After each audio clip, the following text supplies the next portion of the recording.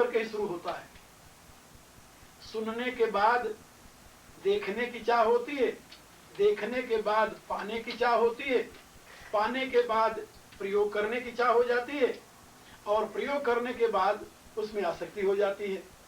ये चक्र ऐसा चल पड़ता है, फिर इसके अंत के लिए कोई स्थान नहीं मिलता। इसलिए यदि इनके चरित्र को सुना ही न जाए, इनकी जगह पर भगवत चरित्र को ही सुना जाए, भगवत चरित्र को ही देखा जाए, भगवत चरित्र का ही चिंतन किया जाए, तो भगवान के तरफ प्रवृत्ति बन जाती है। तो ये बात यहाँ पर नारद जी ने बताया है कि स्त्री धन नास्तिक वैरी चरित्रम न श्रवणी। किसी धनी के पास जाओ, वो धन की कहानी शुरू करेगा। यदि धन की चर्चा सुनते रहे तो थोड़े दिन बाद तुम्हारे में भी आएगा कि मैं भी धन पाऊं, और जहां धन पाने की चाह हुई वहीं पर अनर्थ का बीज तुम्हारे जीवन में पड़ गया, अशांति। वो 99 की कथा सुनी है ना। एक वैश्य थे तो उनके घर में रोज कलह हुआ करता था, रोज कलह। दिन भर कमा कर ले आवे, कलह शुरू हो जाए। सायंकाल को स्त्री अपनी कहे, पुरुष अपना कहे। अब कलह इतना बढ़ गया कि अब पुरुष के लिए मुश्किल हो गया कि स्त्री जब तक जग रही है तब तक घर आवे। वो सोचे कि वो सो जाए तब चले, जो सो जाएगी तो जाऊंगा शांति से, रोटी खा सो जाऊंगा। तो गरम गरम रोटी खाने की बजाय ठंडी रोटी पसंद है, लेकिन कलह पसंद नहीं। इसलिए वो बेचारा अवॉइड करे, दूर रहने का। तो 10 बजे सोने का है तो 12 बजे आवे। वो सोचे कि अब तो देवी सो गई होगी। ये होता है, हाँ? मैंने देखा है, बहुत परिवारों में देखा है ऐसा। यानी जब पुरुष अपने समय से अधिक बाहर लगाने लगे, ये समझ लो कि उसमें स्त्री कारण है और कुछ नहीं। जब किसी भी प्रकार से पुरुष को घर में अशांति की संभावना होती है तब वो दूर रहना पसंद करता है। यानी ये मनोविज्ञान का सिद्धांत है। खैर, तो वो यही करता था। अब एक दिन, और उसके बगल में ब्राह्मण परिवार आता था, वो अपने भिक्षा मांग करके ले आते थे और खाते थे और शांति से रहते थे। तो एक दिन उसकी स्त्री कहने लगी, जब वो आया रात में बैठी रही, तो उसने कहा कि मूर्ख, हमारे बगल में ब्राह्मण है, पंडित, देखा है, इनके पास कुछ नहीं है, बड़ी शांति से सुख में जीवन बिता रहा है। हम तो भगवान से प्रार्थना करते हैं कि ऐसे हमें भी बना दे, बल्कि घर में शांति तो रहे, सुख तो रहे।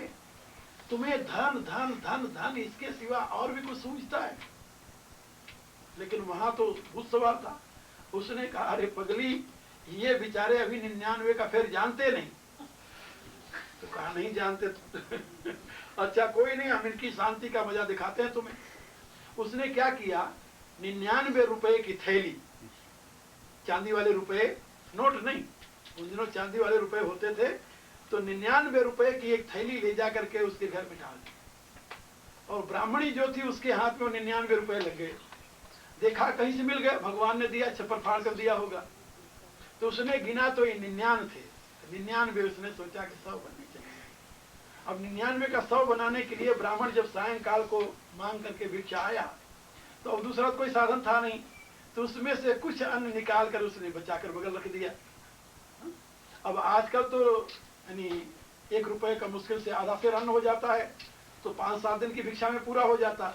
लेकिन उन दिनों तो बड़ा मन, यानी बड़ा सस्ता था, रुपए का कहीं मन 2 मन अन्न मिलता था। अब जब मन 2 मन अन्न इकट्ठा हो तब तो उनका 1 रुपया पूरा हो, 100 बने। लेकिन अब 2 मन अन्न इकट्ठा करने के लिए भिखारी की स्त्री कब तक इंतजार करेगी? तो वो थोड़ा और करे। अब वो आवे तो पूछे कि भाई, हम भिक्षा तो नहीं लाए थे, रोटियां कम कैसे हो गई? तो वो उसकी स्त्री का, क्या मैं पहले खा गई सारी? अरे भाई, तू तो नहीं खा गई, तो खा तो नहीं गई, तो कम कैसे हो गई? अब खा नहीं गई, कम कैसे हुआ? वहां कलह शुरू हो गया। अब कलह शुरू हो गया तो वो श्रीमान जी आए बाहर से, और आकर के अपने श्रीमती से कहने लगे कि यहाँ बगल में दीवार के खड़े होकर सुनो तुम लोग। अब वहां कलह शुरू हो गया, लड़ते रहे। अब स्त्री एक तो अपना पेट भर खाए ना, जो रोटी बनाए वो पुरुष खा जाए, बच्चे थोड़े मिल जाए तो बच्चे भी कहेंगे हमें भूख लग गई है। पुरुष भी कहे, वो कहता मांगता मैं उतनी हूँ, भिक्षा में उतना ही लाता हूँ, कब कहां से हो जाता है? तो उसने कहा, देखा अब इसको 99 का चक्कर लगा हुआ है, 99 को 100 बनाने का। क्या समझे? अब 100 बने तब वो घर में शांति आवे, लेकिन न 100 बने न शांति आवे। तो ये जो चक्कर है, ये कैसे लगा? धन के प्रलोभन से।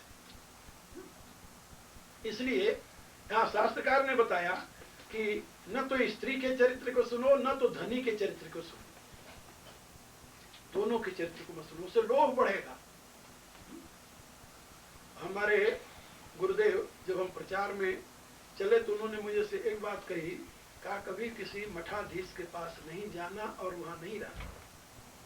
तो तब मेरी बातें समझ में नहीं आती थी कि मुझे क्यों मना करते हैं मठाधीश के पास जाना। अब बात समझ में आती है कि मठाधीश के पास जाने के लिए क्यों मना करते थे, क्योंकि वहां तो एक प्रकार के वो ऐशियात का पूरा ऐशो आराम का राजशाही ठाठ होता है।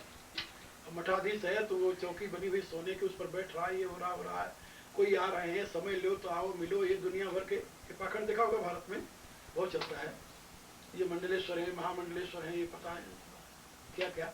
तो उसमें क्या पाखंड होता है, वहां साधना नहीं होती, वहां सौम्यता नहीं होती, वहां सरलता नहीं होती, वहां आडंबर ऐसा गिर जाता है कि वो महात्मा ही नहीं रह पाता बेचारा, पता नहीं क्या क्या हो जाता है। तो बाद में पता चला कि उसमें ये कारण था, और इसीलिए यहाँ पर नारद जी ने बताया कि स्त्री धन, स्त्री का चरित्र मत सुनो, वासना की वृद्धि होगी, धनी का चरित्र मत सुनो, लोभ की वृद्धि होगी, और नास्तिक की बातें न सुनो, नास्तिक का चरित्र मत सुनो, मोह बढ़ेगा। तुम भी समझोगे कि जब ये नास्तिक होता हुआ है सर, तो हम क्यों न हो जाए। अब कितने लोग भारत में ही पूछते हैं ना कि रशिया और चाइना यदि बिना धर्म को माने, बिना भगवान को माने इतनी तरक्की कर सकता है तो हम क्यों न करें। हमारे लिए धर्म और भगवान क्यों अनिवार्य है, ये बुद्धि भ्रष्टता। अब ये प्रवृत्ति, अब उससे पूछो कि तरक्की का भले आदमी क्या संबंध है भगवान से, तरक्की करने न करने का संबंध क्या है भगवान से। रशिया और चाइना ने तरक्की की भगवान को न मानकर, और ये नहीं देखते कि भगवान को मान करके इंग्लैंड ने सारी दुनिया पर शासन किया, ये ध्यान नहीं आता। अमेरिका इस समय आज भी तो सुपरसीड कर रहा है दुनिया को भगवान को मानकर। वहां तो रिलीजियस कंट्री है, ठीक है, वहां पर ये सबके लिए सुविधा है। हमसे सज्जन पूछने लगे कि आप अमेरिका ही बहुत जाते हो, रसिया कभी नहीं गए। हम कहा रसिया कहाँ जाएंगे, वहां तो बोलने की भी इजाजत नहीं है, तो अपने धर्म की बात तो कहो 10 आदमी के सामने जाकर, ये भी मुसीबत है। तो जहां पर यानी इसमें धर्म को मानने और न मानने या ईश्वर को मानने न मानने की बात नहीं है, भौतिक विकास के लिए तो परिश्रम की बात है, व्यवस्था की बात है। तो ये मैं आप लोगों को बता रहा था कि नास्तिक की बात यदि ज्यादा सुनोगे तो उस प्रकार के अनेकों प्रकार के संदेह फिर जीवन में उत्पन्न होने लगते हैं, और फिर आस्था समाप्त होने लगती है। और आस्था में जरा सा भी लेकिन लग गया, बस गया। आस्था में जरा सा लेकिन लग जाए, कहीं भी लग जाए, किसी स्त्री को ये इतना लेकिन हो जाए कि मेरा पति मेरे सिवा भी किसी को चाहता है, किसी पति को इतना संदेह हो जाए कि मेरी स्त्री मेरे सिवा भी किसी को चाहती है, वही जिंदगी बर्बाद हो जाए। बच्चे में इतना संदेह हो जाए कि ये हो सकता है मेरा ही बच्चा है या किसी और का भी हो सकता है, बस सारी जिंदगी बिगड़ जाए। तो जहां भी संदेह जन्म लेता है, तो गीता में भगवान ने 4थे अध्याय में बताया, अज्ञान श्रद्धानस्य संशयात्मा विनश्यति। जहां अज्ञान है और अश्रद्धा है वहां क्या होगा, संशय। और जब संशय हुआ तो संशयात्मा विनश्यति, फिर उसका पतन ही होता है, विनाश ही होता है। नायम लोको न परो न सुखम संशयात्मा, न उसको इसी लोक में सुख मिलता है न परलोक में सुख मिलता है, उसके लिए फिर सुख के लिए कहीं गुंजाइश नहीं होती। इसलिए नास्तिक का चरित्र नहीं सुनना चाहिए।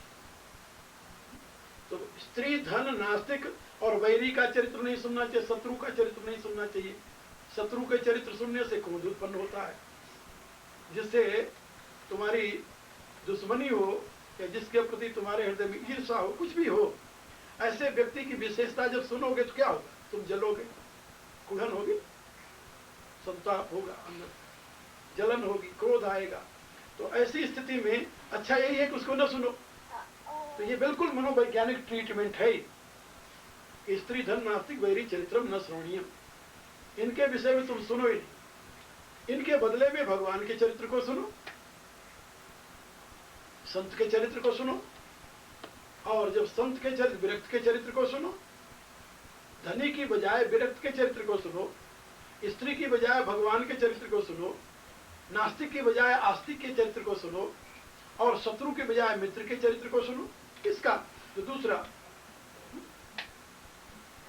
रूप है उसके चरित्र को सुनो। उसके चरित्र को सुनोगे तो आस्था बढ़ेगी, भक्ति की और तीव्रता होगी, प्रेम की तीव्रता होगी, जीवन की और गति होगी परमात्मा की तरफ। इसलिए ये बातें समझाइए। तो और 64वें सूत्र में यहाँ पर देवर्षि कह रहे हैं, अभिमान दंभादिकम त्याज्यम। और साधक को क्या करना चाहिए? एक तो पहली बात बताई, स्त्री धन नास्तिक वैरी चरित्रम न श्रोणीयम। और दूसरा, अभिमान दंभादिकम त्याज्यम। अभिमान और दंभ, इन दोनों का पूर्ण रूप से त्याग कर देना।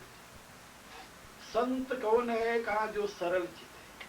तुलसीदास जी ने, संत सरल चित जगत हित जान स्वभाव स्नेह, बाल विनय सुनि करि कृपा रामचंद्र। तो लाग दया कोमल चित संता। जहां सरलता है वहीं संतता है। संत का सबसे बड़ा लक्षण है कि वो सबसे सरल होता है। बालक वो तो उसकी वृत्ति होती है। बालक जैसे बालक सरल होता है, ऐसे संत सरल होता है। तो अभिमान और संत का कोई आपस में मेल नहीं। जहां अभिमान है वहां भक्ति नहीं है, जहां भक्ति है वहां अभिमान नहीं होता। लेकिन और मैंने सुना था आप लोगों को कि अभिमान संस्कृत मूल शूल प्रद नाना सकल शोक दायक अभिमान, ताते करत कृपा निधि दूरी सेवक पर ममता दूरी। ये अभिमान जो है ये संस्कृत मूल है, जन्म मरण की जड़ है अभिमान। अनेक प्रकार के शूलों को देने वाला है अभिमान। संस्कृत मूल शूल प्रदनाना सकल शोकदायक अभिमाना। दुनिया में जितने शोक हैं सब प्रकार के शोकों की जड़ है अभिमान। जहां अभिमान आया वही व्यक्ति का पतन शुरू हो जाता है, वही वह दुख के समुद्र की तरफ आगे बढ़ जाता है। तो अभिमान को भगवान नहीं रहने देते। इसलिए इससे पहले एक सूत्र मैंने आप लोगों को सुनाया है, ईश्वर से अपि अभिमान द्वेषित्वा दैन प्रियत्वाच्य। इस सूत्र की व्याख्या की है, ईश्वर को भी अभिमान से द्वेष और दीनता से प्यार है। तो ये जो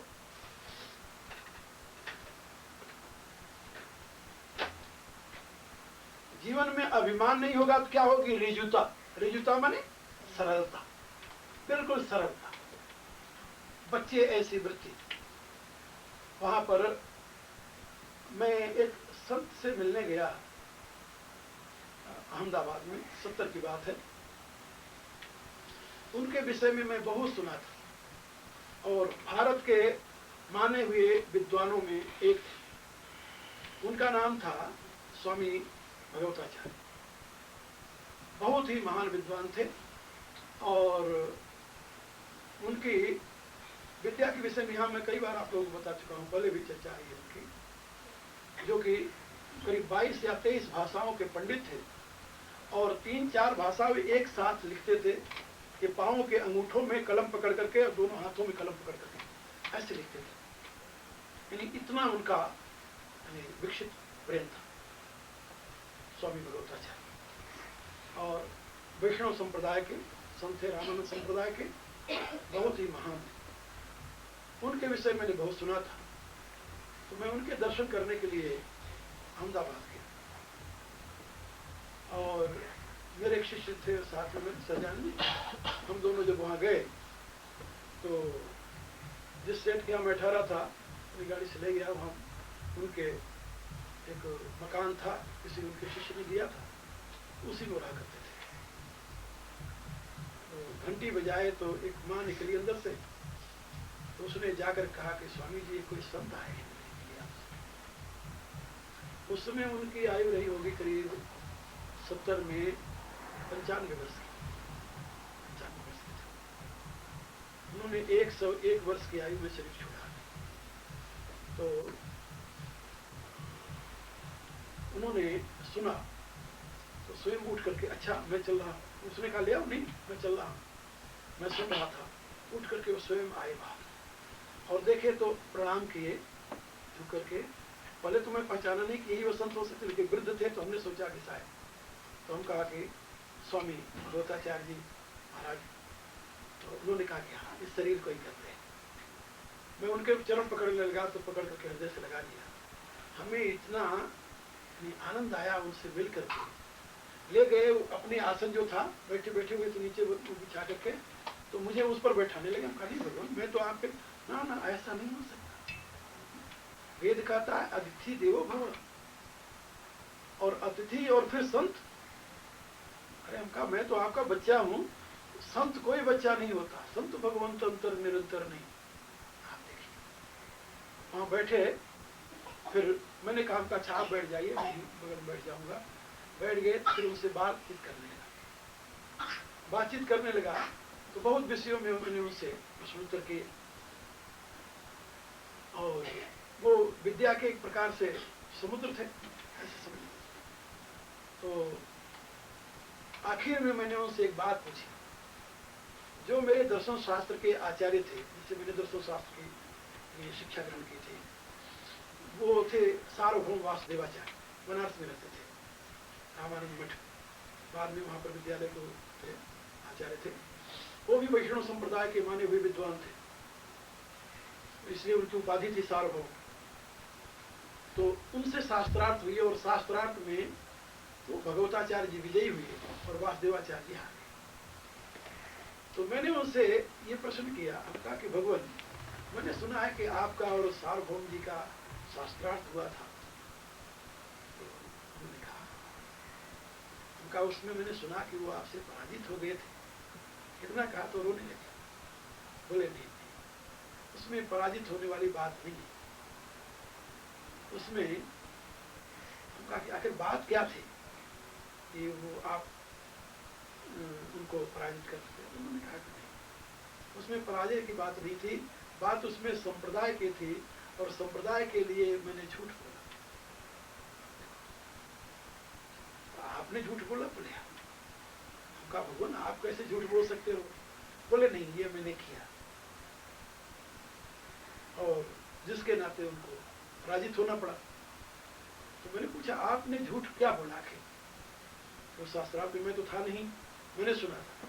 तो उन्होंने कहा कि गीता के एक भाष्य मैंने लिखा था, और भाष्य मैंने लिखा आनंद भाष्य के नाम से, और उसको जब हम प्रमाण रूप में पेश करने लगे तो मैंने कहा कि ये आनंद, ये रामानंद का क्या वाक्य है। अब रामानंद का वाक्य है तो आचार्य वाक्य को कौन मिथ्या कहेगा? तो जब मैंने ये प्रमाणित किया कि रामानंद का कथन है, तो मौन हो गए, क्योंकि आचार्य वाक्य को मिथ्या कोई नहीं कर सकता था। दोनों की आचार्य को मानने वाले थे, वो पराजित हो गए। और वो सही में रामानंद का वाक्य नहीं था, वाक्य मेरा था। मैंने रामानंद के नाम से उसे कोट किया, ये मेरा छल था। और इतना कह करके वो उनके आंसू आ गए कि वो मेरा दोस्त नहीं रहा। तो कहने लगे, तो मेरे से बाद में उन्होंने पूछा थोड़ी देर बाद कि स्वामी जी आपको कैसे पता, आप कैसे जानते? तो मैंने उनसे कहा कि भगवान मैं उनका दर्शन शास्त्र का शिष्य हूँ। इतना सुनना था कि वो दौड़ करके अरे ऐसे मिले जैसे उनको सही में सार्वभौम ही मिल गए हों, ऐसे समझो। तो मैं संत की सरलता देखी, इतना महान भारत का विद्वान और इतने महान योगी, और उनकी सरलता देख करके मुझे ये लगा कि सही में संत जीवन एक ही था। कई संतों से मुझे मिलने का सौभाग्य मिला है। उनकी सादगी, उनकी सरलता, उनका व्यवहार देख करके आप कल्पना नहीं कर सकते कि कोई इतना महान संत होगा। पाखंड नाम तो वहां नजदीक से भी नहीं गुजरा उन महापुरुषों का। और उन्हीं का ये प्रसाद रहा है कि मैं कोशिश किया हूं इनसे बचने की। जन सामान्य, बल्कि कुछ हमारे शिष्य लोग हैं, उनको बुरा भी लगता है कि आप क्या जो आया उससे घुल मिल गए, बैठ गए, ये किए वो किए, और अरे कुछ अपने पोजीशन को भी तो देखा करो। ये मेरे समझ में नहीं आती वो पोजीशन क्या है जिसको कभी कभी ऐसा होता है। मैं पिछले साल आया तो हमारे अमेरिकन जो शिष्य हैं, इन लोगों ने एक प्लानिंग बनाई कि स्वामी जी जब आते हैं तो जो आता है वही मिलता है, जो आया डायरेक्ट चला गया, मिला, और ऐसे बात बनेगी नहीं। स्वामी जी की शक्ति भी वो होती है और ये होती है। तो उन्होंने एक प्लानिंग बड़ी अच्छी बनाई और बना करके चार्ट वोट बनाया। उसका नाम क्या रखा, ये नाम क्या रखा है याद नहीं आ रहा है, अभी याद आ जाएगा बता दूंगा। तो वो सारा बना करके प्लानिंग वो ठीक है। मैं आया जब, तो उसमें एक मेरा शिष्य है, ये लोग जानते हैं, बिल यहाँ आता रहता है।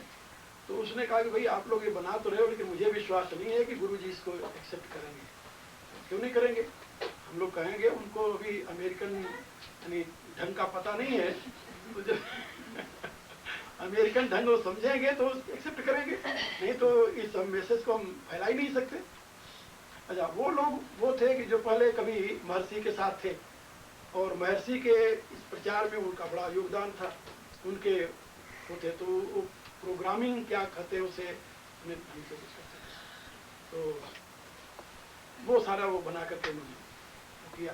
जब मैं आया तो मेरे को उन्होंने सारी प्लानिंग लाकर मेरे सामने रख दी और मुझे बताया कि हम ऐसे ऐसे करने जा रहे हैं। तो मैंने कहा इससे क्या होगा?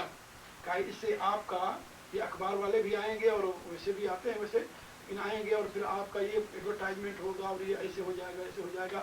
फिर 2-3 साल के अंदर आप भी यानी पूरे अमेरिका में प्रसिद्ध हो जाओगे, जैसे महेश जी हो गए। तो मैंने उनसे कहा कि तुम मुझे दूसरा महेश बनाना चाहते हो, महेश बनाना चाहते हो। मेरी दृष्टि में महेश का कोई महत्व नहीं है, इसलिए मैं महेश बनने के लिए तैयार हूँ। इसलिए तुम लोग ये जो किए हो, तो ये चार्ट और सारे उनके धरे के धरे रह गए। ये मेरे बस का नहीं, मैं कर ही नहीं सकता। तो इसमें क्या आपत्ति है? कोई व्यक्ति आएगा, पहले हमसे मिलेगा, हम उसको ये समय देंगे, आपके पास आएगा, 10 मिनट बैठेगा, चला जाएगा। हमका ये मेरे लिए मुश्किल है। हमारे पास तो दरवाजा खुला रहता है, जिसकी जब रुचि हो आ जाए, जितनी देर रुचि हो बैठे। बल्कि जाने लगता है तो मैं कहता हूँ यार 10 मिनट और बैठ। तो ये मेरे बस का नहीं, क्योंकि जिंदगी का सबसे बड़ा मकसद अधिक से अधिक लोगों को शांति प्रदान करना। हमने कहा भले आदमी हो, लोग दिन भर काम करते हैं, 10-11 बजे मेरे पास आते हैं, 2 बजे रात तक बैठे रहते हैं, उनको 6 बजे काम पर जाना होता है। फिर यदि वो 8 बजे 9 बजे आकर के 11-12 बजे तक मेरे पास बैठते हैं, और जिसको 6 बजे काम पर जाना, हमें कौन काम पर जाना है 6 बजे? उनको जो शांति मिलती है, स्थिरता है, प्रियता है, तभी तो बैठते हैं, नहीं क्यों बैठेंगे? और मैं ये सोचूंगी नहीं भाई अब 10 बज गया, मेरे पास कोई नहीं आ सकता, ये मेरे से नहीं। ये तुम लोगों का प्रोग्राम हमें पसंद नहीं है, इसलिए मैं इसे स्वीकार नहीं करता। तो मैं आपको ये बता रहा था कि भक्ति में, भगवत प्राप्ति में, भगवत अनुराग में अभिमान और दंभ के लिए स्थान नहीं। यदि दंभ हुआ ना, दंभ पाखंड, दंभ माने प्रिटेंड करना अपने आप को, तो वो बहुत ही हानिकारक है। वो भगवत प्रेम का द्योतक नहीं है, वो तो इंडिविजुएशन की पुष्टि करता है। धर्म ने आपको दुनिया के साथ एसिमिलेट होने की सीख दी है, न कि आइसोलेट होने की सीख दी है। 2 शब्द है अंग्रेजी में, आइसोलेशन और एसिमिलेशन। तो धर्म की सीख आपको दुनिया के साथ एसिमिलेशन की है, आइसोलेशन की नहीं है। और यदि आप धर्म की साधना करते करते आइसोलेट होते चले जा रहे हैं, तो आप गलत रास्ते पर पड़ गए हैं। धर्म के नाम पर आपने पाखंड अपना रखा है, ये याद रखो। तो धर्म कभी आपको आइसोलेट होने के लिए कही नहीं सकता, क्योंकि जैसे जैसे आप में भगवत अनुभूति आएगी, वैसे वैसे आप सब में भगवान को देखोगे। तो आइसोलेट होने का अभिप्राय क्या? भगवान से दूर होना, यही तो है। गीता में भगवान ने ही बताया, यो माम पश्यति सर्वत्र सर्वम चैव पश्यति, सब में मुझे देखता है। भक्त तो दर दीवार दर्पण बयोजित देखो तो। एक नाथ जी चले जा रहे थे, गंगोत्री से जल भरा उन्होंने, गंगोत्री से, और रामेश्वर उनको चढ़ाना था। पैदल जल लेकर चले, और जब पहुंचे रेगिस्तान में, तो वहां पर एक गधा प्यासा पड़ा था, गधा चल रहा था प्यास के मारे। तो उन्होंने देखा तो जल का घड़ा जो था वो उसके मुंह में डालने लगी। उनके साथियों ने कहा, अरे मूर्ख, तू गंगोत्री का जल ले आ रहा था, शंकर जी के ऊपर चढ़ाने के लिए गधे को पिला रहा है। ये क्या कर रहा है? उन्होंने कहा गधे को नहीं, तो भगवान शंकर को याद कर रहा हूं। आप सोचो, और उनके उस श्रद्धा ने उस गधे से भगवान को प्रकट कर दिया। नामदेव का नाम सुना होगा आप लोगों ने, संत नामदेव हुए हैं। तो वो रोटी बना रहे थे गोपाल को भोग लगाने के लिए। इतने में एक कुत्ता आया और रोटी उठाया और चल पड़ा। तो संत नामदेव घी का डब्बा लेकर कुत्ते के पीछे दौड़े। अरे कहा, प्रभु सूखी नहीं, सूखी कैसे खाओगे, ये भी साथ ले लो, घी तो लगवा लो। अब यदि नामदेव की दृष्टि में कुत्ते में भी भगवान है, एकनाथ की दृष्टि में गधे में भी शिव है, तो कौन सा ऐसा स्थान है जहां भगवान नहीं है? और जब भगवान घट घट में है, सब में है, तो तुम अपने आप को जब आइसोलेट करते हो तो तुम भगवान से अपने आप को दूर कर रहे हो या नजदीक ले जा रहे हो? तो सेल्फ सेंटर्ड होने की एक प्रक्रिया है। तो ये भक्ति का रास्ता नहीं है। भक्ति का रास्ता तो है जिसमें सबसे दुनिया से मिल गए तुम्हारे में दुनिया में भेद नहीं रहा। लेकिन दुर्भाग्य रहा है भारत का। भारत में ये दृष्टि बनी, ये बहुत अच्छे धर्मात्मा हैं, क्या है इनका धर्म भाई? कहा अब ये किसी से बात नहीं करते, किसी से बोलते नहीं, बहुत आगे बढ़ गए, अब किसी को छूते नहीं है। तो किसी को न छूना, किसी से न बोलना, किसी से न मिलना, ये महात्माओं के लक्षण बनते चले गए। अब इसमें अब ये तो बड़ी सीधी सी बात रही। अब ज्ञान विज्ञान की प्राप्ति तो बड़ी मुश्किल से होती है। अब वो यदि हो, दुनिया में कीर्ति दो प्रकार से होती है, रिस्पेक्ट जिसे कहते हैं। या तो आपके पास बहुत बड़ा ज्ञान हो या आप बहुत बड़े तपस्वी हो। तो ज्ञान का नाटक तो आप कर नहीं सकते, कर सकते हैं, ज्ञान का नाटक तो नहीं कर सकते हैं, लेकिन तपस्वी का नाटक तो कर सकते हैं। तो बड़ा सरल है। तुलसीदास जी ने लिखा, जाके नखरु जटा विशाला, सो तापस प्रसिद्ध कलिकाला। अशुभ वेशभूषण धरे, भक्षा भक्ष दिखाएं, ते योगी ते सिद्ध नर पूजित कल जुगमाएं। का सिद्धाई को प्रेटेंड करने के लिए एक सीधी सी बात है, अशुभ वेशभूषा बना लो, भक्षा भक्ष सब खाते रहो। कोई पूछे, अरे हम तो सिद्ध हैं, सिद्धों के लिए कोई प्रतिबंध नहीं है, क्योंकि सिद्धों के लिए कोई प्रतिबंध नहीं होता है, सुना है। तो पाखंड करने में ये जो क्या बोलते हैं, तपस्वी का पाखंड है, ये बड़े आराम से हो सकता है। विद्वता का पाखंड तो चल नहीं सकता, उसको प्रेटेंड कर नहीं सकते आप कि आप बड़े विद्वान हो, वहां तो कलई खुल जाएगी। ये जो भारत में रहा है संत वेश में या धर्म वेश में पाखंड को प्रश्रय देने का, वो एक बड़ा सरल हो। विद्वान बनने में मुश्किल है, बड़ा मुश्किल है। अच्छा, आम जनता जो है विद्वता को नहीं, पाखंड को ज्यादा प्रश्रय देती है। तो पाखंड उसके समझ में आ जाता है, विद्वता समझ में नहीं आती। बाबा जी के पास जाना बड़ा मुश्किल है भाई, बहुत मुश्किल है। क्यों भाई? वेद शास्त्र की बात कौन समझे, वो तो इतनी ऊंची बात बताते हैं। और यदि कोई कह दे कि एक भवानी आई है, ऐसे ऐसे चक्कर मारती है, चलना वहां, चलेंगे, देखेंगे। क्या भाई? बड़े बड़े भक्त, यानी दुनिया में ये पाखंड इतना प्रबल होता जा रहा है। और अच्छे अच्छे पढ़े लिखे, ये नहीं कि अनपढ़ लोग हों, मूर्ख हों, उनमें पाखंड का प्रभाव चले तो ये होता है कि जान दो, कोई नहीं है, तो इनका एक स्तर है। लेकिन अच्छे अच्छे समझदार लोग भी पाखंड के प्रेमी बन जाते हैं, और इसका परिणाम इतना दुखद होता है कि जिंदगी उसी में चली जाती है और बाद में पछताते हैं बैठ करके, कुछ हाथ नहीं लगा, न इधर के मिला, न भगवान की भक्ति हुई, न परमात्मा की चिंतन हुआ, कुछ नहीं हुआ, उसे भी लगे रहे। स्वार्थ पता चल गया कि हाँ इनसे ये हो जाता है, इनसे हो जाता है, सारे बिगड़े काम हमारे समझ जाएंगे। यदि संतोषी माता खुश हो गई तो संतोषी माता की भक्ति में लगे लो, जिसे आज बता रहा था मैं, न कोई संतोषी है न कोई माता है। यानी इस ढंग से पाखंड चलता है समाज में, और ये दुर्भाग्य से भारत के जिम्मे ये हिस्से आया है। और क्योंकि जहां धर्म का ज्यादा प्रभाव होगा वहां पर इसकी भी महिमा है, और विद्वता में, साधना में, इसमें तो फिर मेहनत करनी पड़ती है। वेद शास्त्र के चिंतन में इसमें तो दिमाग लड़ाना पड़ता है। ये बता रहा था कि शास्त्र इसमें बताता है कि अभिमान दंभादिकम त्याज्यम, अभिमान और दंभ इसका त्याग करो। सबसे पहली बात, अभिमान का त्याग करो, दंभ का त्याग करो। दंभ बहुत ही